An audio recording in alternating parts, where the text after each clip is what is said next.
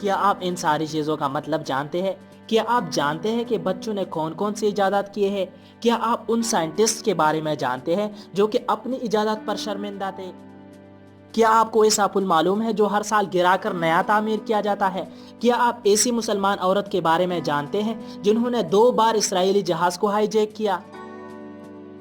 اگر آپ ان سارے سوالات کے بارے میں نہیں جانتے تو کوئی بات نہیں، میں آپ کو ان سارے سوالات کے بارے میں بتاؤں گا، تو ویڈیو کو آخر تک دیکھیے تاکہ آپ ان ساری چیزوں کے بارے میں جان سکیں۔ اور اگر ویڈیو پسند آئے تو لائک، شیئر اور سبسکرائب ضرور کریں۔ تو چلو ویڈیو کو سٹارٹ کرتے ہیں۔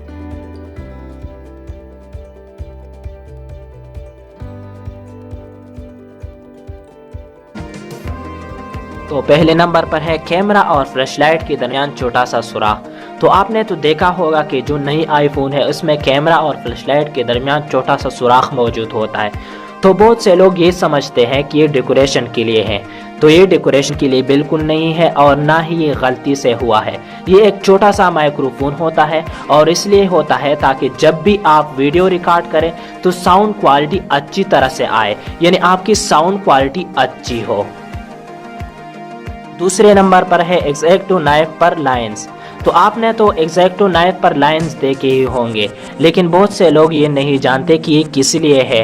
تو میں آپ کو بتاتا ہوں، یہ لائنز اس لیے ہے تاکہ جب بھی بلیڈ خراب ہو جائے تو آپ اس کو ہٹا سکتے ہیں اور ایک نئے اور فریش بلیڈ کو استعمال کر سکتے ہیں۔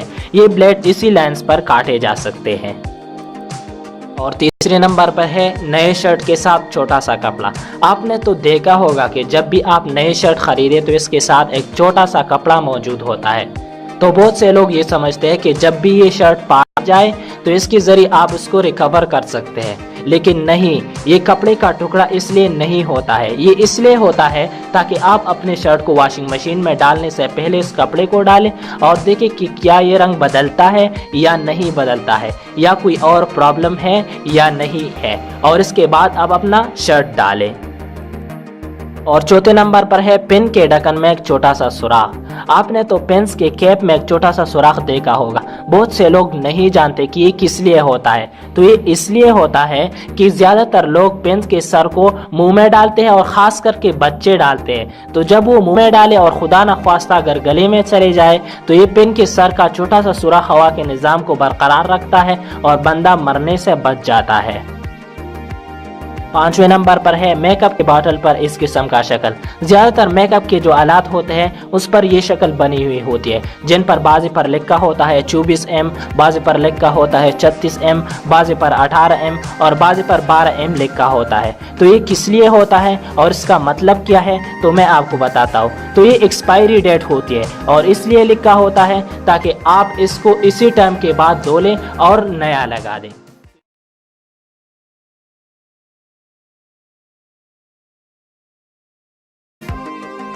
تو پہلے نمبر پر ہے پاپ سکل۔ تو پاپ سکل فرینک ایپرسن نے ایجاد کیا تھا جب وہ صرف اور صرف 15 سال کی عمر کا تھا، اور یہ سب ایکسیڈنٹلی ہوا، اور اس طرح ہوا کہ اس نے فلیورڈ سوڈا پاؤڈر ملائے اور اس کے ساتھ پانی ملایا اور اپنے قریب رکھ دیا۔ جب اس پر ساری رات گزر گئی اور وہ صبح کو اٹھا تو دیکھا تو وہ فریزنگ ٹمپریچر کی وجہ سے برفی ہو گیا تھا۔ پھر اس نے اس میں سٹک لگانا شروع کر دیا تھا۔ پہلے اس کو آئس آن سٹک کہا جاتا تھا، اور آج ہم دیکھتے ہیں کہ جو پاپ سکل ہے یہ تقریباً ہر ایک ملک میں ہوتا ہے اور ہر ایک گاؤں میں، ہر ایک سٹی میں ہوتا ہے۔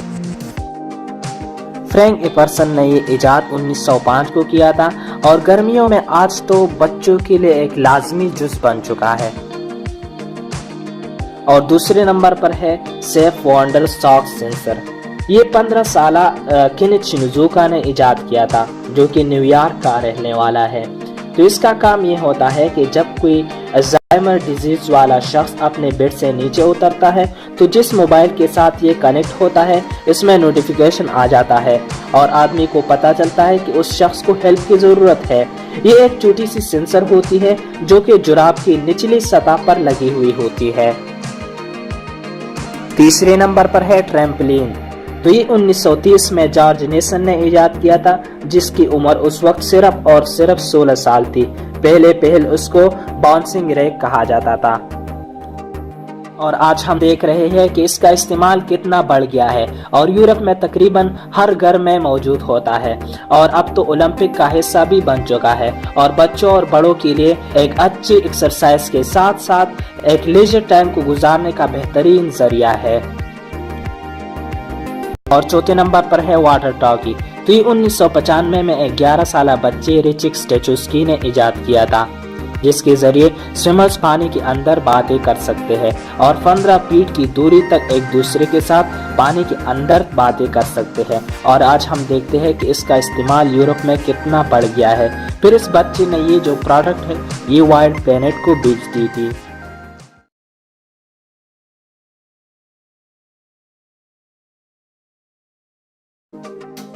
تو ان سائنٹسٹ میں پہلی نمبر پر ہے رائٹ برادران۔ جہاز بنانے والے رائٹ برادران کو کون نہیں جانتا۔ ولبر رائٹ اور اورول رائٹ نے اپنی عمر جہاز بنانے میں صرف کر دی اور آخر انسان کے لیے پرواز کا خواب بھی پورا کر لیا۔ انہوں نے ہوائی جہاز امریکی فوج کو فروخت کیا، لیکن پہلی عالمی جنگ میں اپنی ایجاد کی پیدا کردہ تباہی دیکھ کر اورول رائٹ نے دکھ کا اظہار کیا تھا۔ دوسرے نمبر پر ہے رابرٹ اوپن ہائمر اور البرٹ آئنسٹائن۔ تو رابرٹ اوپن ہائمر دوسری عالمی جنگ کے دوران مین ہیٹن پروجیکٹ کے ڈائریکٹر تھے اور یہی جوہری بم بنانے کی تیاری کی جا رہی تھی۔ اوپن ہائمر اور آئنسٹائن کے باعث ہی جوہری تجربہ کامیاب رہا تھا۔ اس کے بعد دونوں نے جوہری بم کی ایجاد پر افسوس کا اظہار کیا تھا۔ کہا جاتا ہے کہ اوپن ہائمر نے بھگوت گیتا سے لیا گیا ایک جملہ کہا تھا، جو کہ ہے اب میں موت بن گیا ہوں، دنیا تباہ کرنے والا۔ تیسرے نمبر پر ہے میخائل کلاشنکوف۔ AK-47 یا کلاشنکوف کو دنیا میں کون نہیں جانتا۔ دوسری عالمی جنگ کے دوران اسے سوویت انجینئر میخائل کلاشنکوف نے تیار کیا تھا۔ انہوں نے بھی اپنی طویل زندگی میں کئی مرتبہ اپنی ایجاد پر افسوس کا اظہار کیا۔ ایک مرتبہ تو انہوں نے یہ بھی کہا کہ ان کا روحانی دکھ ناقابل برداشت ہے۔ چوتھے نمبر پر ہے الفریڈ نوبل۔ تو نوبل پیس پرائز شروع کرنے والے الفریڈ نوبل نے دراصل سن 1860 کی دہائی میں ڈائنامائٹ ایجاد کی تھی۔ ان کے بھائی کی موت پر اخبار نے غلطی سے ان کی موت کی خبر شائع کر دی اور عنوان رکھا موت کی تاجر کی موت۔ الفریڈ نوبل اخبار میں اپنی موت کی خبر سے زیادہ یہ سوچ کر پریشان ہوئے کہ کیا انہیں یوں یاد کیا جائے گا۔ اس کے بعد ہی انہوں نے نوبل پیس پرائز شروع کر دیا۔ اور پانچویں نمبر پر ہے کیمران لوگمان۔ تو لوگمان سن 80 کی دہائی میں FBI کے لیے کام کر رہے تھے اور وہی انہوں نے پیپر سپرے کو بطور ہتھیار استعمال کرنے میں معاونت کی۔ انہوں نے پولیس کے لیے پیپر سپرے استعمال کرنے کا ہدایت نامہ بھی لکھا۔ پیپر سپرے اب دنیا کے کئی ممالک کی پولیس استعمال کرتی ہے، لیکن لوگمان کئی مرتبہ اس کیمیائی مادے کے غیر مناسب استعمال پر دکھ کا اظہار کر چکے ہیں۔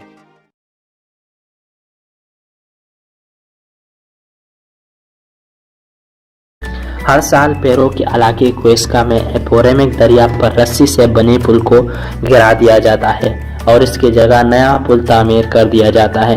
یہ پل پیرو کے شاہی خاندان کے آخری باقیات میں سے ایک ہے اور آج بھی قابل استعمال ہے۔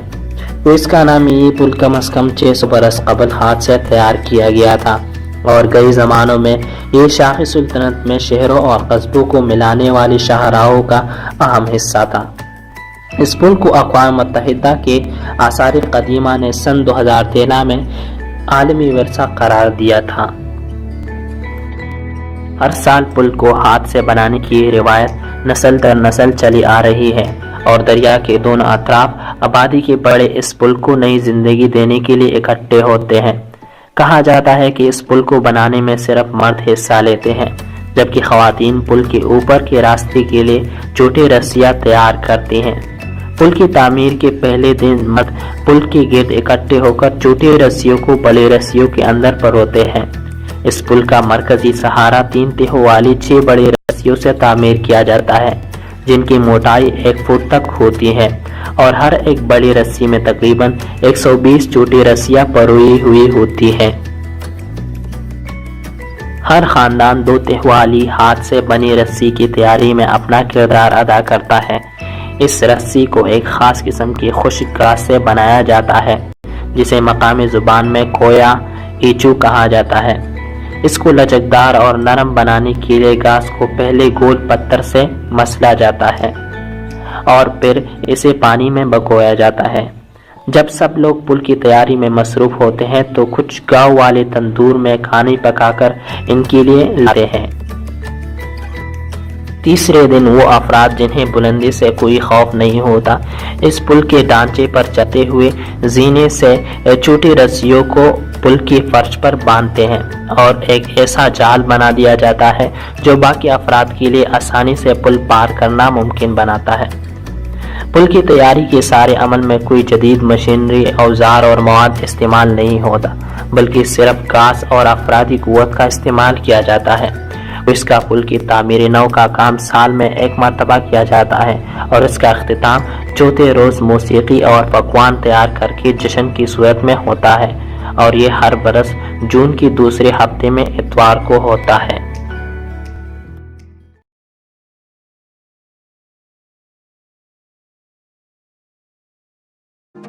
دنیا کے مشکل ترین کاموں میں سے ایک کام ہائی جیکنگ ہے، جس میں کسی بھی ملک کا طیارہ اغوا کرنا ہوتا ہے اور اس کے ذریعے اپنے مطالبات منوانا ہوتا ہے۔ ہائی جیکنگ جیسے جرم میں اول تو کسی خاتون کا ملوث ہونا ہی حیرت کی بات ہے، لیکن کسی نوجوان لڑکی کا جہاز ہائی جیک کرنا، پھر پلاسٹک سرجری سے اپنی شکل تبدیل کرنا اور ایک بار پھر ہائی جیکنگ کرنا، یہ تو یقیناً ایسی حیران کن کہانی ہے جو فلمی لگتی ہے، لیکن دنیا میں واحد مثال موجود ہے اس کی، اور یہ ہے ایک فلسطینی خاتون لیلا خالد۔ لیلا خالد اور ان کے ساتھیوں نے 1968 اور 1971 کے درمیانی عرصے میں 4 جہاز اغوا کیے۔ فلسطین لبریشن فرنٹ میں شمولیت اختیار کرنے کے بعد لیلا خالد نے پہلا جہاز 29 اگست 1969 یعنی 1969 کو اغوا کیا۔ یہ بوئنگ 707 جہاز تھا۔ یہ جہاز اٹلی سے اسرائیل کی دارالحکومت تل ابیب جا رہا تھا، اور اطلاع یہ تھی کہ اسرائیل کے وزیراعظم اسحاق رابن بھی اس فلائٹ کے مسافروں میں شامل ہے۔ جہاز ایشیا کی فضائی حدود میں داخل ہوتی ہی ایک نقاب پوش خاتون نے جہاز کا کنٹرول اپنے ہاتھ میں لے لیا۔ اس نے پائلٹ کو حکم دیا کہ فلسطینی شہر حیفا کے اوپر سے پرواز کرتے ہوئے جہاز کا رخ دمشق کی طرف موڑ دو، اور ان سے کہا کہ دمشق جانے سے پہلے میں اپنے جائے پیدائش وطن معروف حیفا کو دیکھنا چاہتی ہوں۔ خاتون اور اس کے ساتھی بموں سے مسلح تھے۔ پائلٹ نے حکم کی تعمیل کی، جہاز دمشق میں اتار لیا گیا، مسافروں کو یرغمال بنا کر فلسطین کی آزادی کا مطالبہ کیا گیا۔ پوری دنیا کی توجہ فلسطینیوں پر صہیونی مظالم کی طرف مبذول ہوئی۔ مذاکرات کے بعد اسرائیلی جیلوں میں فلسطینی قیدیوں کی رہائی اور ہائی جیکروں کی بحفاظت واپسی کی شرط پر تمام یرغمالیوں کو رہا کر دیا گیا۔ دنیا بھر کی ٹیلی ویژن چینلز اور اخبار اتنے لیلا خالد کے انٹرویو نشر کرتے اور شائع کیے، اور لیلا خالد کو اتنی شہرت ملی کہ وہ عالم اسلام کی آنکھ کا تارا بن گئی۔ ان کی تصویروں کو اتنی شہرت ملی جو اس سے پہلے کسی مسلمان خاتون کو نہیں ملی تھی۔ مقبولیت کا یہ حال تھا کہ یورپ میں رہنے والی لڑکیوں نے اس کے سٹائل کو بالوں سے لے کر سکارف اور لیلا جو انگوٹھی پہنتی تھی اپنایا۔ لیلا خالد کے ہاتھ میں ایک انگوٹھی ہوا کرتی تھی۔ پہلی ہائی جیکنگ کے بعد اس نے اوپر تلی 6 بار پلاسٹک سرجری کروائی اور اپنی صورت مکمل طور پر تبدیل کر دی۔ اگلے ہی سال 6 ستمبر 1970 کو اس نے اپنے ایک ساتھی کے ساتھ مل کر ایمسٹرڈیم سے نیو یارک جانے والی پرواز کو ہائی جیک کرنے کی کوشش کی، لیکن یہ کوشش کامیاب نہ ہو سکی۔ اس طیارے کو برطانیہ کے ایک ایئرپورٹ پر اتار لیا گیا۔ لیلا کے ساتھی کو گولی مار کر ہلاک کر دیا گیا، جبکہ اسے گرفتار کر لیا گیا۔ 1 مہینہ بھی نہیں گزرا تھا کہ فلسطینی جان بازوں نے ایک اور طیارہ اغوا کیا، مسافروں کو یرغمال بنایا، مذاکرات کے میز پر لیلا خالد کی رہائی کا مطالبہ کیا۔